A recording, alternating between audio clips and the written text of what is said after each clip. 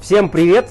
Сегодня мы с Николаем Атласовым, моим другом и прекрасным шефом, медвежью лапу и белок готовить не будем. А будем готовить арктическое блюдо из рыбы чир. После ловли рыбы сразу замораживаем. Это будет холодная закуска. С рыбы мы сняли филе, нарезали мелкими кубиками, сняли кожу и сделали из нее чипсы. Есть замороженная рыба чир. К рыбе огурцы и добавим для контраста немного можжевелового масла. Мы взяли икру и засолили. Добавляем. В подаче блюда я специально подобрал у реки, там где я ловил рыбу, вот этот камень. Так, ну что, я перемешал, коль готово, что дальше? Подавать в замороженном виде. Теперь немножко черного перца для вкуса. Второе блюдо — это горячее блюдо. Вот у нас филе.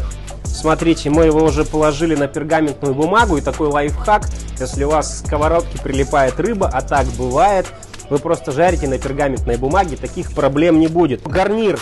Мы приготовили пюре из корней камыша. Да-да, из корней камыша. И более того, вы сейчас будете дальше удивляться. Мы будем добавлять муравьиную кислоту, а именно живых муравьев.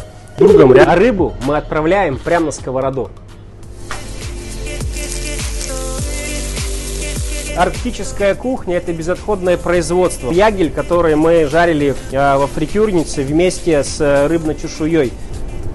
Соус из костей рыбы, головы. Туда добавили иван-чай. Для тех, кто к нам только присоединился, пюре у нас из корня камыша. Кладем рыбу, добавляем чешую. И также поливаем соус, который мы приготовили из рыбных костей. Иван-чая. Конечно, не нома.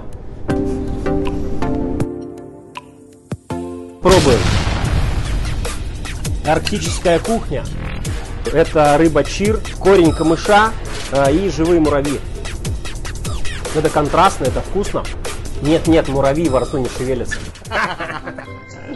Спасибо нашей необъятной стране за то, что мы можем путешествовать, пробовать разные кухни, разные вкусы и дружить городами. Пробуйте, экспериментируйте. Приятного аппетита. Пока!